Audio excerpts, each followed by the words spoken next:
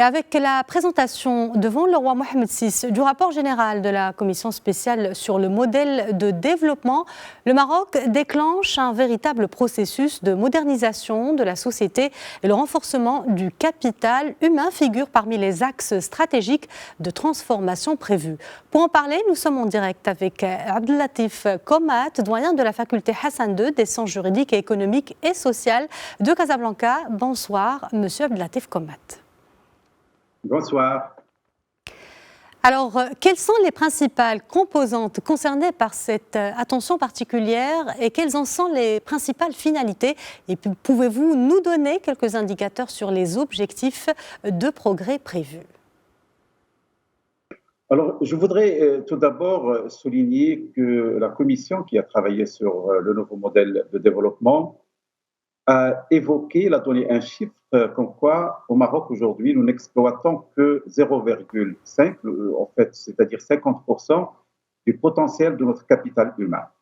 C'est-à-dire nous avons en fait un travail énorme à effectuer pour justement hisser le capital humain en fait, au rang qu'il mérite pour qu'il puisse être un vecteur de développement humain et en même temps qu'il bénéficie de cette dynamique économique et sociale.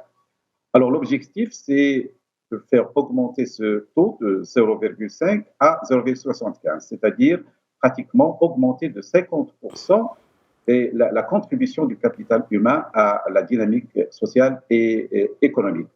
Alors, en ce qui concerne les composantes sur lesquelles va se baser cette dynamique, c'est tout d'abord, bien évidemment, l'éducation, dans sa dimension, je dirais, primaire ou secondaire, mais également au niveau de l'enseignement supérieur, au niveau de la recherche scientifique, et puis, bien sûr, le système sanitaire.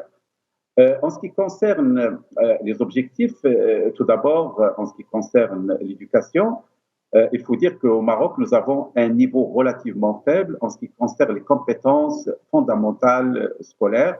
Nous sommes à un taux de 0,3 et l'objectif, c'est de monter à 0,9, c'est-à-dire pratiquement augmenter la maîtrise des capacités fondamentales scolaires, pratiquement les faire multiplier de 3 pour hisser le Maroc au rang des pays émergents qui sont aujourd'hui aux alentours de 90% de la maîtrise des fondamentaux scolaires, à savoir l'écriture, la lecture et puis le calcul.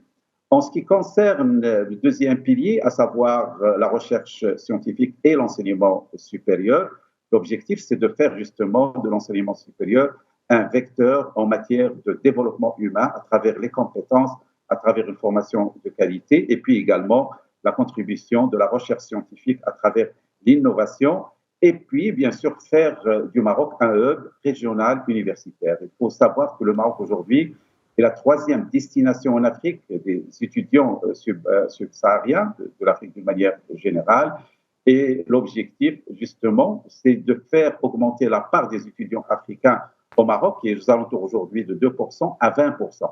Donc, c'est un rayonnement également sur l'Afrique. En ce qui concerne le troisième pilier, qui est la santé, nous connaissons un peu la dynamique enclenchée, notamment sous la houlette de Sa Majesté, à travers le projet de la couverture sociale généralisée.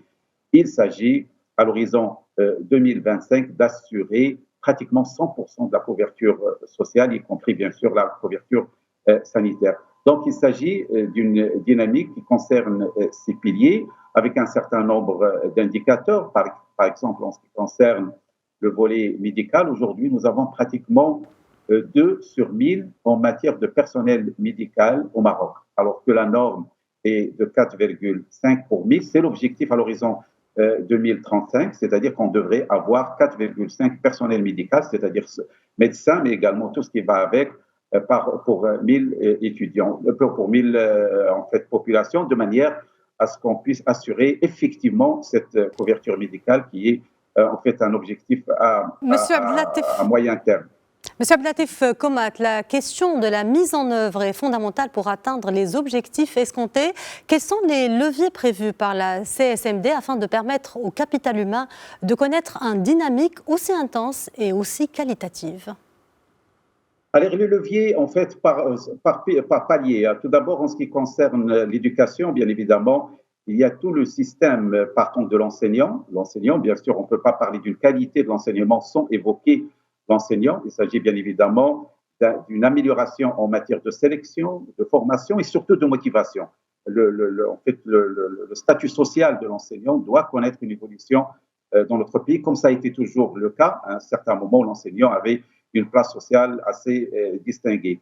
En ce qui concerne l'enseignement supérieur et la recherche scientifique, il faut donner plus d'autonomie, plus de moyens au système universitaire marocain. Il s'agit d'imaginer de nouveaux établissements universitaires avec plus d'autonomie, plus d'innovation, plus de moyens, notamment des ressources humaines, plus d'ouverture sur l'environnement socio-économique. On sait qu'aujourd'hui, l'université est appelée de plus en plus à travailler avec son environnement, aussi bien en matière de formation, parce qu'on forme pour l'entreprise et pour l'administration, donc il faut répondre à leurs besoins et des besoins réels, mais également en matière de recherche scientifique. Aujourd'hui, on est de plus en plus dans la recherche accompagnement, dans la recherche appliquée. Il faut que la recherche s'adapte, il le fait déjà, mais davantage par rapport aux besoins de notre environnement. Et bien sûr, en matière de santé, il faut accorder plus d'importance à la formation en matière de ressources humaines.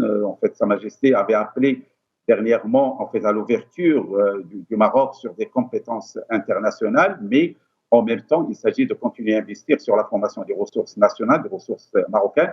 Il faut donner plus de moyens aux hôpitaux, il faut renforcer le partenariat public-privé en matière de santé. Et puis, bien sûr, il y a toute la question de la gouvernance qui est également fondamentale.